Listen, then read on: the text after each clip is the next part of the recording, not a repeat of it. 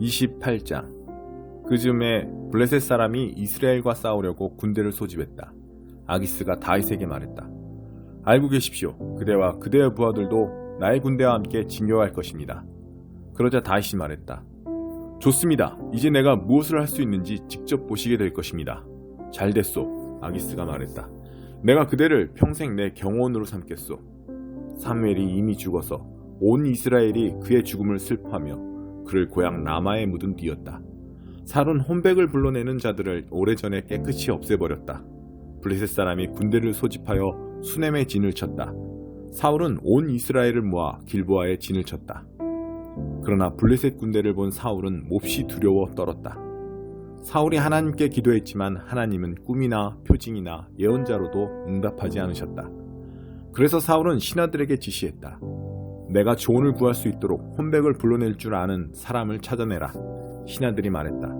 엔돌의 무당이 한 사람 있습니다. 사울은 다른 옷을 입고 변정한 다음 신하 둘을 데리고 야음을 틈다 그 여인에게 가서 말했다. 나를 위해 혼백에게 조언을 구해주시오. 내가 이름을 대는 사람을 불러내주시오. 여인이 말했다. 그만하십시오. 사울 왕이 이 땅에서 무당들을 깨끗이 없애버린 것을 당신도 알지 않습니까? 그런데 어째서 나를 함정에 빠뜨려 목숨을 잃게 하려 하십니까? 사울이 엄숙하게 대답했다. 하나님께서 살아계심을 두고 맹세하는데 이 일로 그대가 피해를 입는 일은 없을 것이오. 여인이 말했다. 그럼 내가 누구를 불러내리이까?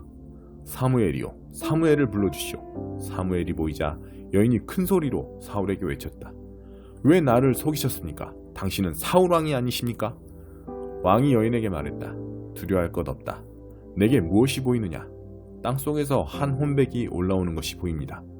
그가 어떻게 생겼느냐? 사울이 물었다. 제사장 같은 옷차림을 한 노인입니다. 사울은 그가 사무엘임을 알았다. 그는 엎드려 땅에 얼굴을 대고 절했다. 사무엘이 사울에게 말했다. 어찌하여 나를 불러내 번거롭게 합니까? 사울이 말했다. 내가 심각한 공경에 빠져서 그렇습니다. 블레셋 사람이 쳐들어오고 있는데 하나님께서 나를 버리셨습니다. 그분은 더 이상 예언자로도 꿈으로도 내게 응답하지 않으십니다. 그래서 내가 어찌해야 할지 알려달라고 당신을 불러낸 것입니다. 사무엘이 말했다. 왜 나에게 묻습니까? 하나님께서 이미 당신에게 등을 돌리셔서 당신 이웃의 편이 되셨습니다. 하나님께서는 나를 통해 당신에게 말씀하신 대로 행하셨습니다. 당신 손에서 나라를 찢어내 당신의 이웃에게 주셨습니다. 하나님께서 오늘 이 일을 하신 이유는 당신이 아말렉에서 하나님께 불순종하여 그분의 맹렬한 심판을 실행하지 않았기 때문입니다.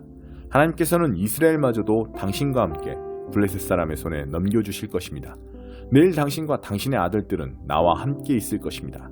참으로 하나님께서 이스라엘 군대를 블레셋 사람의 손에 넘겨주실 것입니다. 사울은 사무엘의 말이 너무도 두려워 나무가 넘어지듯 바닥으로 쓰러졌다. 그는 그날 하루 종일 아무것도 먹지 못해 기운이 하나도 없었다. 여인은 그가 심한 충격을 받은 것을 알고 이렇게 말했다. 제 말을 들으십시오. 저는 제 목숨을 내놓으면서까지 왕께서 요구하신 대로 했고 왕의 진시에 충실히 따랐습니다. 이제 왕께서 제 말대로 해주실 차례입니다. 제가 음식을 좀 드릴 테니 드십시오. 기운을 차려야 길을 떠나실 수 있습니다. 사울은 아무것도 먹지 않겠다며 거절했다. 그러나 신하들과 여인이 간곡히 권하자 그들의 간청에 못 이겨 바닥에서 일어나 침상에 앉았다. 여인은 재빨리 움직였다. 그녀는 집에서 기운 송아지를 잡고 밀가루를 가져다 반죽하여 누룩을 넣지 않은 빵을 구웠다. 그러고는 그 모든 음식을 사울과 그의 신하들에게 대접했다. 그들은 충분히 먹고 나서 식탁에서 일어나 그날 밤에 길을 떠났다. 9장. 나에게 이런 글을 쓸 권한이 없다고 말하지 마십시오. 나에게는 분명 이렇게 할 자유가 있습니다. 그렇지 않습니까? 내가 수행할 직무를 받지 못했다는 말입니까? 내가 우리 주 예수를 대면하여 이 일을 위임받지 않았다는 말입니까? 내가 주님을 위해 행한 선한 일의 증거가 여러분이지 않습니까? 다른 사람은 내가 위임받은 권한을 인정하지 않더라도 여러분은 그럴 수 없습니다. 여러분과 함께한 나의 일이 내 권한의 생생한 증거이기 때문입니다. 나를 비판하는 사람들에게 나는 꺼리낌 없이 항변합니다. 하나님을 위해 선교사로 임명받은 우리에게는 그에 걸맞은 편의를 도모할 권리가 있습니다. 우리에게는 우리와 가족을 위해 후원받을 권리가 있습니다. 여러분은 이 문제와 관련해서 다른 사도들과 우리 주님의 형제들과 베드로에게는 이의를 제기하지 않는 것 같습니다. 그런데 나에게는 어째서 이의를 제기합니까? 바나바와 나만은 혼자 힘으로 생계를 유지해야 한다는 말입니까? 군인이 자기 힘으로 생계를 유지하며 군복무를 합니까? 정원사가 자기 정원에서 나온 채소를 먹어서는 안 되는 것입니까? 우유 짜는 사람이 통에 담긴 우유를 마시지 말아야 한다는 말입니까? 나는 화가 나서 언성을 높이는 것이 아닙니다. 이것은 성경의 율법에도 기록되어 있습니다.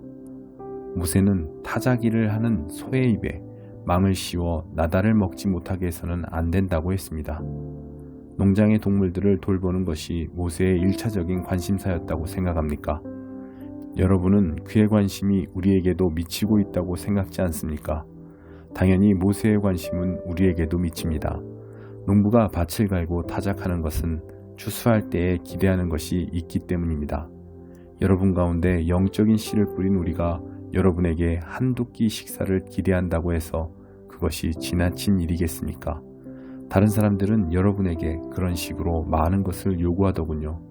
그렇다면 이제까지 한 번도 요구한 적 없는 우리는 그럴 권리가 더 있지 않겠습니까? 우리는 정당하게 요구할 권리를 줄곧 가지고 있었지만 그렇다고 그 권리를 행사할 마음은 없습니다.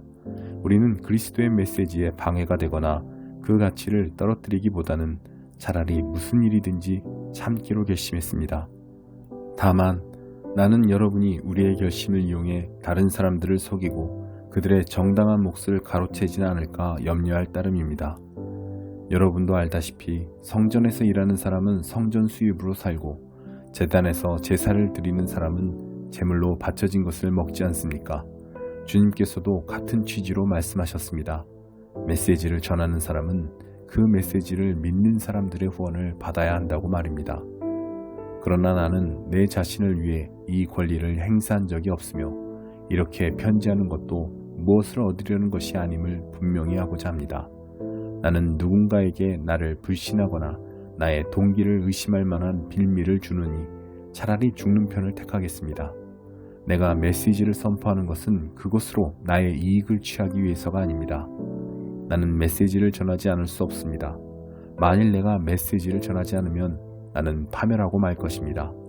메시지를 전하여 생계를 꾸리는 것이 내 생각이었다면 나는 약간의 급여라도 기대했을 것입니다. 그러나 메시지를 전하는 것은 내 생각이 아니라 내게 엄숙하게 맡겨진 사명입니다. 그러니 내가 어찌 급여를 기대할 수 있겠습니까?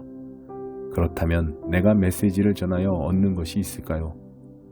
사실을 말씀드리면 얻는 것이 있습니다. 여러분에게 값없이 메시지를 전하는 즐거움이 그것입니다.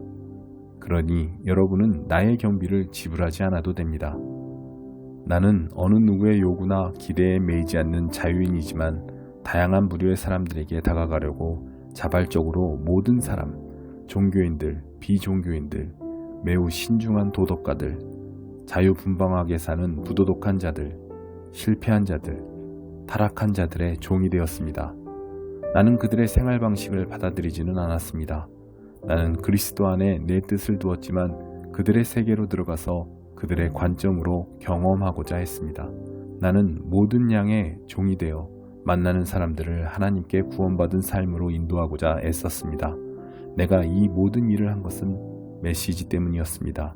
나는 메시지를 두고 이러쿵저러쿵 논하기보다 다만 메시지에 참여하고 싶었을 따름입니다. 여러분은 경기장에서 육상 선수들이 달리는 모습을 보았을 것입니다. 모든 선수가 달리지만 상을 받는 선수는 한 명뿐입니다. 여러분도 상을 받을 수 있도록 달려가십시오. 훌륭한 육상 선수는 너나 없이 열심히 훈련합니다. 그들은 녹슬어 없어질 금메달을 따려고 훈련하지만 여러분은 영원한 금메달을 따려고 훈련하는 것입니다. 여러분은 어떤지 모르겠으나 나는 결승선에 닿으려고 열심히 달리고 있습니다. 나는 내가 가진 모든 것을 그 일에 쏟고 있습니다. 되는 대로 사는 것은 나에게 있을 수 없는 일입니다. 나는 정신을 바짝 차리고 최상의 상태를 유지하고 있습니다. 이는 방심하다가 허를 찔리는 일이 없게 하려는 것입니다. 다른 모든 사람에게 메시지를 전하고 나서 정작 나 자신은 버림받는 일이 없게 하려는 것입니다. 7장. 끝이 가까이 왔다. 하나님의 말씀이 내게 임했다. 너 사람의 아들아, 주 하나님이 이스라엘 땅에 대해 주는 메시지다. 끝이다. 모두 끝장이다. 다 끝났다. 너희는 이제 끝이다. 내가 너희를 향해 진노를 발했다. 너희가 살아온 길에 대해 유죄의 선고를 내렸다. 너희가 저지른 역겨운 행위들의 대가를 치르게 하겠다. 너희를 봐주지도 않으며 너희를 동정하지도 않을 것이다. 너희가 살아온 길의 대가를 치르게 할 것이다. 너희가 저지른 역겨운 행위들이 내 뒤통수를 칠 것이다. 그제야 너희는 내가 하나님인 줄 알게 될 것이다. 나 주 하나님이 말한다. 재앙이다. 연이은 재앙이다. 보아라, 또 온다. 끝이다. 끝이 오고 있다. 거의 이르렀다. 보아라, 저기 온다. 이 땅에 사는 사람들아, 이것이 너희의 운명이다. 시간이 되었다. 공격 개시 시간이다. 더 이상 망설이거나 시간을 끌지 않을 것이다. 이제 내가 너희에게 나의 진노를 쏟아붓고 나의 노를 퍼부을 것이다. 너희가 살아온 길에 대해 유죄의 선고를 내리고 너희의 역겨운 행위들의 대가를 치르게 할 것이다. 너희를 봐주지도 않으며 너희를 동정하지도 않을 것이다. 너희가 살아온 길의 대가를 치르게 할 것이다. 너희가 저지른 역겨운 행위들이 내 뒤통수를 칠 것이다. 그때 너희는 너희를 친 이가 바로 나 하나님인 줄 알게 될 것이다. 심판의 날이다. 파멸이 임했다. 커다란 호를 쥐고 위세를 부리며 돌을 넘어 오만하게 굴던 그들, 폭력을 행사하며 악한 호를 휘두르던 자들이었다. 그러나 그들 이제 아무것도 아니다.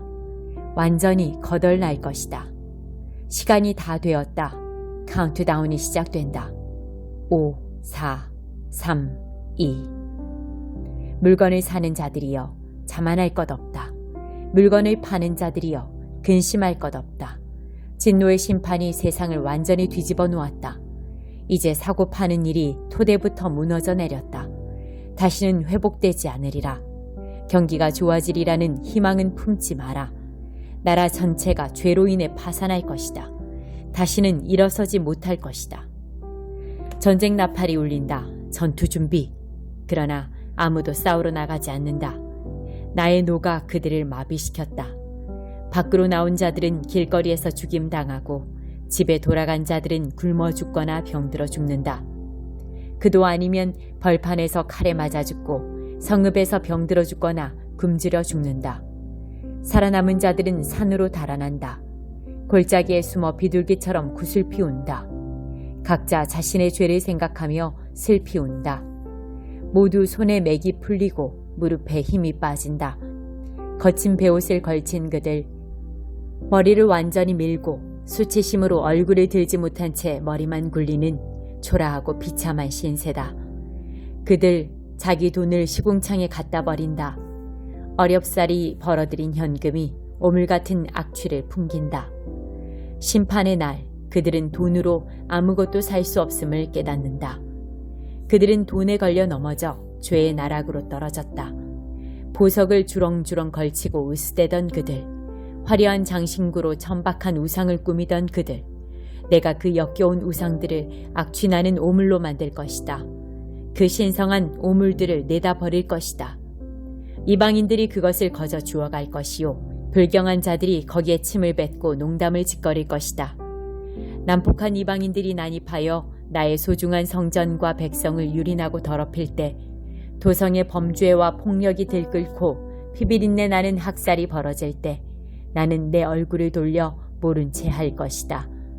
인간 쓰레기들이 쳐들어와 내 백성의 집을 차지하게 할 것이다.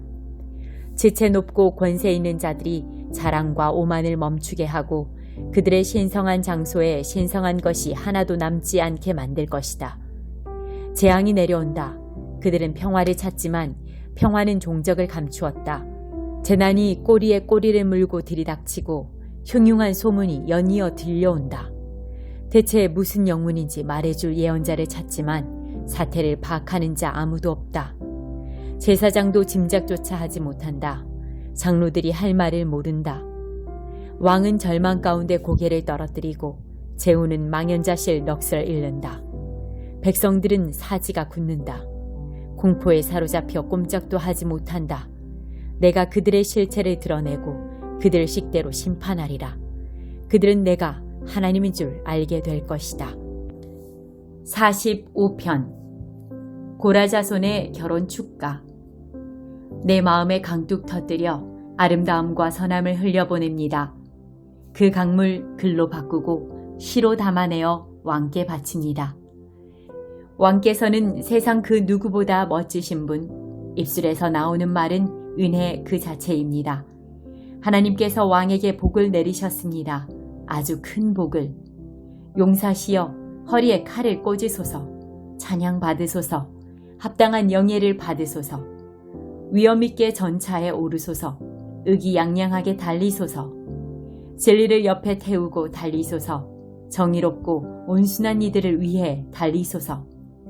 왕의 가르침은 어둠 속의 환한 빛, 왕의 날카로운 화살, 원수의 심장 꿰뚫으니 왕의 적들이 먼지 속에 맥없이 널브러집니다.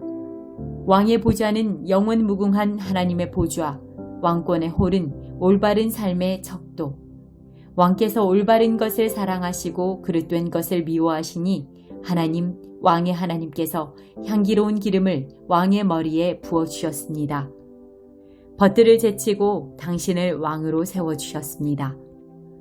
왕의 의복은 맑은 공기 흠뻑 머금어 산바람의 향기 바라고 편전에서 흘러나오는 신뢰악은 왕의 어깨를 들썩이게 만듭니다. 제왕의 딸들 왕의 궁전에서 시중 들고 왕의 신부 황금빛 보석으로 단장하여 빛이 납니다. 왕후시여 잘 들으소서. 한마디도 놓치지 마소서. 이제 조국은 잊으시고 고향에 연연하지 마소서. 이곳에 계십시오. 왕께서 왕후님을 간절히 원하십니다. 왕께서 그대의 주인이시니 그분을 받으소서. 결혼 선물이 두로에서 밀려들고 부유한 내빈들이 선물을 두 손 가득 들고 그대에게 옵니다. 금실로 수놓아 눈부신 왕후의 웨딩드레스, 금실로 짠 왕후의 예복과 정장, 왕후가 왕 앞에 나아가고 들러리 처녀들이 그 뒤를 따른다. 기쁨과 웃음의 행렬, 성대한 입궁식이 거행된다. 왕이시여, 이제는 아드님들을 생각하소서. 부친과 조부에 연연하지 마소서. 왕께서는 아드님들을 온 땅의 제후로 삼게 될 것입니다. 나는 왕의 이름이 세세토록 전해지게 하겠습니다. 뭇 백성이 오래도록 왕을 이야기할 것입니다. 46편 고라자손의 노래. 하나님은 안전한 피난처, 우리가 어려울 때 즉시 도우시는 분.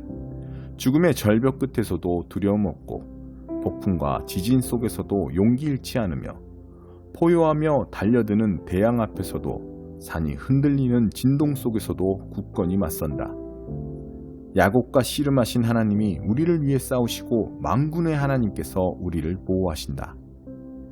강의 원천들이 기쁨의 물보라 일으키며 하나님의 도성, 지극히 높으신 분의 성소를 시원케 한다. 하나님께서 이곳에 거하시니 거리가 안전하다. 하나님께서 동틀녘부터 우리를 도우시니 사악한 민족들이 날뛰며 아우성치고 왕들과 나라들이 으르렁대지만 땅은 무엇이든 그분 말씀에 순종한다. 야곱과 씨름하신 하나님이 우리를 위해 싸우시고 만군의 하나님께서 우리를 보호하신다. 모두 주목하여라. 보아라. 하나님의 놀라우신 능력을. 그분께서 온 땅에 꽃과 나무를 심으시고 세상 이 끝에서 저 끝까지 전쟁을 금하시며 모든 무기를 무릎에 대고 꺾으신다. 복잡한 일상에서 한 발 물러나라. 지극히 높은 너희 하나님을 사랑의 눈길로 바라보아라. 나는 정치보다 중요하고 세상 모든 것보다 귀하다. 야곱과 씨름하신 하나님이 우리를 위해 싸우시고 만군의 하나님께서 우리를 보호하신다.